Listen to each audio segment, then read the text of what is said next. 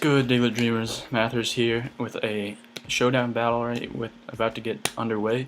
But before I get started, I have to show you this is actually a pretty special battle. Me and a bunch of my friends who all play Pokemon we got together and decided we want to do a tournament, and we couldn't. It's like Quinlan Ding's idea. It's a really crazy idea for a tournament. We all picked a team of 6 Pokemon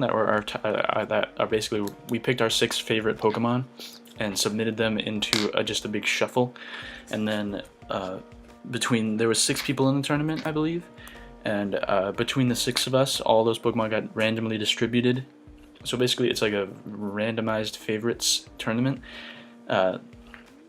My favorites that I picked, I'll just go over those real quick. I picked my top 3 have always been Arcanine, Flygon, and Toxicroak, and I also picked Electivire, Noivern, and Go-Goat. I feel very confident saying those are my top 6. And as you can see on my team, I got my Flygon and I got my Arcanine, which is really cool. And as you can see over there, SPL90. Part of the Doug Triad, you guys have gotten to know him. He's been in a lot of Doug Triad videos. He got my Electivire over there, which is pretty cool. So yeah, I got a Feraligatr, a Gengar, a Crobat, and a Charizard, and those are all things that other people picked in their top 6, and I just randomly got assigned to them, which is pretty cool. It's a really I've never heard of any kind of tournament like this before, but so far it's been a lot of fun. This is, as you're probably guessing already, this is a round 1 battle. I got paired up with SPL90, and this is our first battle. There's a few other rules that we decided to go with on this. We decided to choose to use for this tournament, which number 1 was we're not going to use any stealth rocks because we wanted to have fun, and it's not that much of a competitive thing, it's just kind of having fun. And plus my Charizard would be completely ruined. Really, a lot of my team would have actually had a lot of trouble. As you can see, our K9, Charizard, and Crobat would have all been taking a lot of damage from rocks, and obviously I don't have any spinners. I think not really anybody has any spinners. But the second rule we decided was to not have megas, and that was an interesting one because I was kind of interested in that one because of my Charizard. For people who haven't been around for more than 6th generation, back in 5th gen, Charizard was NU because of Stealth Rocks, basically. But yeah, so that was a big. Both of these rules are really big for me because if there's no rocks and no megas, it's kind of taking away from Charizard potential and adding to it at the same time. It's really weird. So I do have just a regular Charizard. I don't have a Mega Gengar either, obviously, because that's Uber's. But you can see on his team, he has 3 potential Megas, but he's not allowed to use any of them. Yeah, he could have had Mega Garchomp, Gardevoir, or Ampharos, but because of the rules of the tournament, we just have to use regular Pokemon. It turned out to be really fun. This was a really close battle. I won't say which way it went, but we're about to go through it, so you'll see. My biggest problem going into this battle, preparing my team, was Garchomp, because I was just doing some calcs and stuff, and I realized that if Garchomp was Scarfed, it would pretty much destroy me. For example, it would outspeed Flygon, even if my Flygon was Scarfed. Basically, my only hope was having Feraligatr be super bulky and being able to take an Outrage and then hit it with an Ice Punch. That was basically my plan, was to, when I see the Garchomp, to somehow get Feraligatr in there and get him with an Ice Punch. That was basically my only hope for that Garchomp. Unless it wasn't Scarfed, then my Flygon could take care of it. But that was my biggest concern going in. Yeah.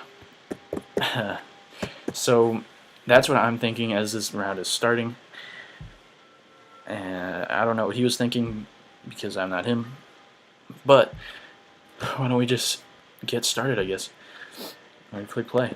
I decided to lead off with my Crobat. He decided to lead off with his Booty Meat, his Gourgeist Small, which is actually one of Quinlan Ding's favorites. I decided to lead with Crobat. I forget why. Let's see what I did. I decided to he decides to switch out into his Garchomp immediately as I go for the Toxic. Because I knew Toxic would be good on Gourgeist, because Gourgeist can do Will-O-Wisp and Leech Seed and all that kind of shenanigans, and I knew it would never die if I don't get it status, so I wanted to get its status right away. I ended up getting Toxic on the Garchomp, which is really awesome because that does a lot of damage to a threat that in my opinion, the biggest threats on the team. I would have liked to Will-O-Wisp it. That was my only concern at this point. I decided then to switch out into Joan, my Arcanine, and get the Intimidate so I could lower its attack, and then he decides to like himself in Outrage, which is perfect for me because, as you just saw right there, I have the Rocky Helmet. So now he's going to be taking... He's at minus attack, and he's going to be taking Rocky Helmet and Toxic damage because he is locked in, he can't switch. So I decided to stay in. He let him hit me with another Outrage. He takes a Rocky Helmet damage, and I just go for the Morning Sun just to heal up all the damage that he gave me. And he takes more Toxic damage, and unfortunately for him, he does get the 3-turn Outrage. So he is going to take another turn of Outrage as I Morning Sun, which is going to let him go down to Rocky Helmet and Toxic, which is really great for me. I was really excited. So now he comes in with his Salamence. I decide to go out to my Crobat because Crobat is bulky and I don't really know what else to do with it. He's just kind of there to take hits. I decided to just Toxic, and I managed to get the Ampharos Toxic, which is nice because Ampharos is pretty bulky. And I go to Flygon as he goes for a Power Gem. I was like, Power Gem? I guess he could have gone for a Thunderbolt, but you know, he probably predicted the ground type to come in. I decided to go for the Earthquake, just go for the kill, but he smartly brings in his Salamence and avoids the Earthquake. I bring in my Crobat again just to take the hit. Just barely takes the hit, and I am able to go for another Toxic, but he brings in his already Toxic Ampharos to avoid that, which is smart. I decided to go for the Roost as he goes for the Heal Bell, which is a really good play because now he's not Toxic anymore, and I think, yeah, his Gourgeist isn't Toxic anymore. And then that play right there, I predicted him to go for either Power Gem or Thunderbolt in that turn, so I thought the safest play would bring in a Flygon, but he was packing the HP Ice, and he completely predicted me to bring in a Flygon, so he gets to take out my Flygon really early, and now I decide to bring in my Specs Gengar and go for the powerful hit with Sludge Bomb, which takes out so much damage. He hits me with Thunderbolt, which doesn't take me out, and thankfully I do get the poison, which means his Ampharos goes down. Now he brings in the Electivire. I need to save my Gengar. I know it's important, so I bring in Arcanine to get the Rocky Helmet and lower its attack. So he does hit me with, and he gets Recoil and Rocky Helmet with both those attacks, which is nice, but I realize that, I think he said in the chat actually, that it's a scarfed Electivire, which is actually a problem for my team. I did not see that coming. Like, I was so focused on Garchomp being scarfed and being a problem that I didn't even plan for Electivire being scarfed. But then he brings in his Salamence as I go for the Flamethrower, and he gets burned, which is really nice, but he is a special Salamence, so it's not that bad, and I just outspeed him with a Dragon Pulse next turn anyway. As you can see, the non-Mega Charizard putting in work right here. I think my plan right here was to let him take me out with a Wild Charge, because that does a nice 21% recoil to him.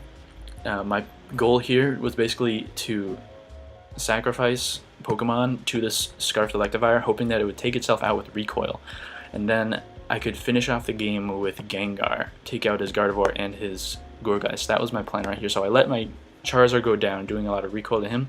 I bring in Snowbat, let it go down, almost takes out the Electivire with recoil, and now I bring in, here's the Beef, my Beefy for Alligator, because I know he will go down to recoil if he decides to attack.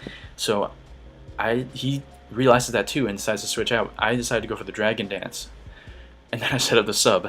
So it's like, oh, this game just completely turned around, and he goes for the taunt after I get up my sub though. So now I'm in a really good position. I start waterfalling, and he takes a lot of damage from that waterfall. He does get the Wish Protect off as I go for another waterfall. If I wasn't taunted, I could have gone for a Dragon Dance, but now I go for another waterfall, which does 74%. He hits me with a Moonblast to break my sub with a crit. I don't know if it mattered. I don't think it mattered. But now my taunt ends. I go for another Dragon Dance on the turn that I predict him to protect, but he doesn't. He just gets for a Moonblast, but it doesn't even do that much, so I'm still in a pretty good position. So I can take him out with a waterfall next turn. And now he brings in his Electivire, and I outspeed because I'm at 2 times speed, and so I can just take him out with an Ice Punch. and now his Gorgeist comes in, and I can just ice punch away. He goes for the Seed Bomb, but I'm bulky enough where I can take one, and I can outspeed him next turn and finish him off with an Ice Punch. And that is the end of round 1 for me. Unfortunately, SPL90 is out of the tournament right now, but there is a losers bracket, which gets underway pretty soon. I'm not sure. Not many other battles have taken place yet. The tournament is moving very slowly because it's been like a few weeks since it started, and I think there's only been like 3 battles so far, and 2 of them are mine. Yeah, that was a really close battle. There was a lot of really good plays on both sides, and there were many points where I thought I was losing. I honestly thought I was sacrificing for Alligator, but then it just turned into a sweep, basically. Oh, it was a really good battle. SPL90, you will always be a part of the channel, and you are a great battler, and you have come a long way. I think I still have more Doug Triad videos to upload, so look forward to those. Until next time, dreamers, keep dreaming, and I'll see you next time.